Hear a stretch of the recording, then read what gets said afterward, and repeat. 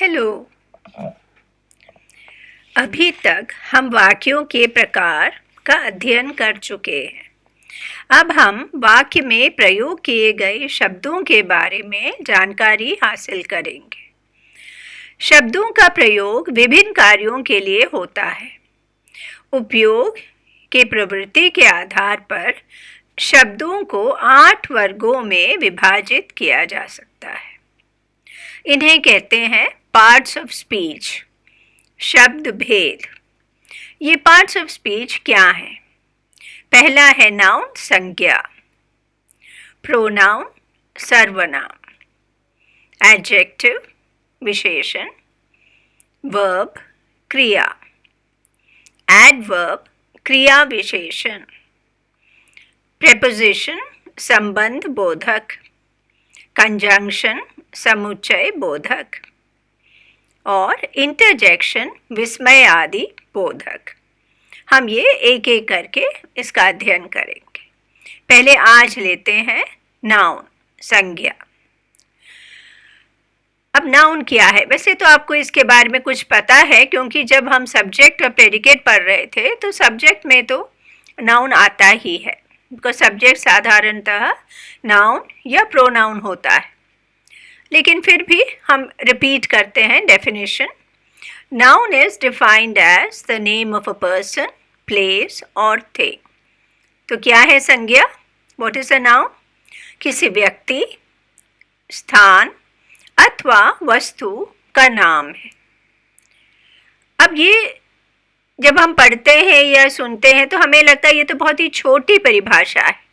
वास्तव में नाउन का जो डेफिनेशन है उसमें जो भी हम सम्मिलित करते हैं वो थोड़ा विस्तृत है। अब हम ये एग्जाम्पल्स देखेंगे तो आपको ये समझ में आएगा।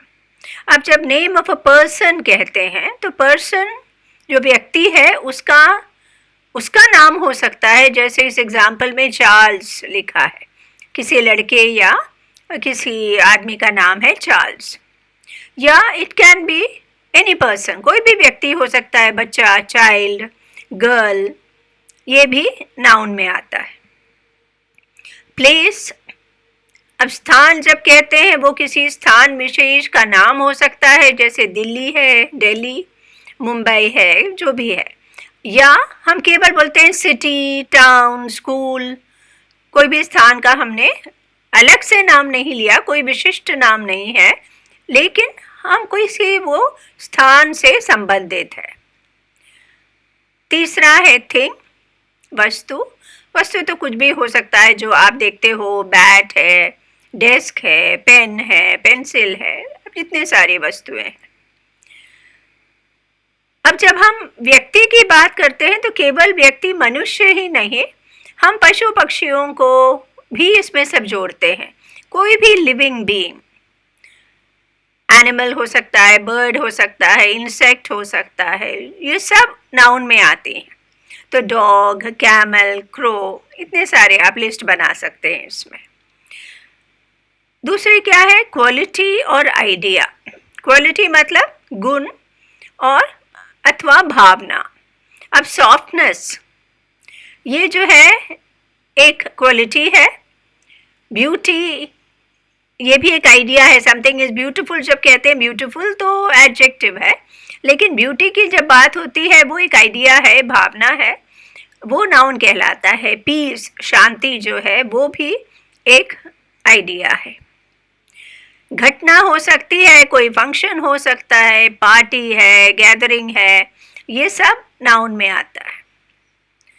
स्टेट ऑफ बीइंग, स्थिति का मतलब जैसे हम कहते हैं चाइल्डहुड, बचपन। अब ये कोई एक साल या कोई एक दिन नहीं है, वो क्या है? एक समय है, हो सकता है ना हम 14 साल तक कहें या जो भी है। तो चाइल्डहुड जब हम कहते हैं तो ये भी एक धारणा है। अब चाइल्डहुड को हम देख नहीं सकते लेकिन अनुभव कर सकते हैं। यौवन है, यूथ। सिकनेस है, बीमारी है। अब बीमारी क्या है आप पूछो तो उसको देख तो नहीं सकते, लेकिन हम उसको अनुभव कर सकते। तो इस प्रकार की चीज़ें भी नाउन में आती हैं। तो अब आप देखेंगे कि नाउन का जो डेफिनेशन है काफ़ी विस्तृत है। केवल व्यक्ति का नाम या कोई स्थान का नाम या कोई चीज़ वस्तु का नाम ही नहीं है, इतने सारी चीज़ें जो हैं उसमें सम्मिलित होती। तो इसलिए हम नाउन का थोड़ा एक विस्तृत डेफिनेशन देख सकते हैं। क्या कहेंगे हम कि a noun is what we can perceive through our 5 sense organs. व्यक्ति के 5 इंद्रियां जो हैं, आईज है आँख, ईयर्स है कान, नोज है हम सूंघ सकते हैं नोज से, टंग है जिससे हम टेस्ट करते हैं, टच है जिससे हम कुछ स्पर्श करते हैं। तो ये सब हमारी जो है हमारी इंद्रियां हैं। इनके माध्यम से हम जो विश्व में होता है, हमारे देश में होता है, हमारे पास में होता है, सब अनुभव करते हैं। तो ये सब चीज़ें जो हैं वो नाउन में आती।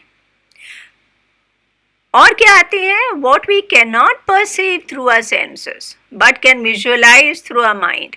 इसका मतलब ये तो और भी विस्तृत हो गया कि कुछ ऐसी चीज़ें हैं जो हम देख नहीं सकते, जिसको हम सूंघ नहीं सकते, सुन नहीं सकते, टेस्ट नहीं कर सकते, स्पर्श नहीं कर सकते, लेकिन क्या कर सकते हैं हम अपने मन से अनुभव कर सकते हैं, उसको विजुअलाइज कर सकते हैं। इस प्रकार की चीज़ें जो भी है वो भी नाउन में आ सकती है। तो नाउन का अब डेफिनेशन बहुत विस्तृत हो गया। तो ये मत सोचिए कि वस्तु मतलब हमने कोई चीज़ हाथ में उठानी है केवल वो नाउन होता है, नहीं। कुछ कुछ चीज़ें ऐसी होती हैं जो हम देख और सुन नहीं सकते, लेकिन हम कल्पना कर सकते हैं उसका अनुभव कर सकते हैं। तो ये सब भी नाउन में आता है। तो अभी आपने क्या पढ़ा?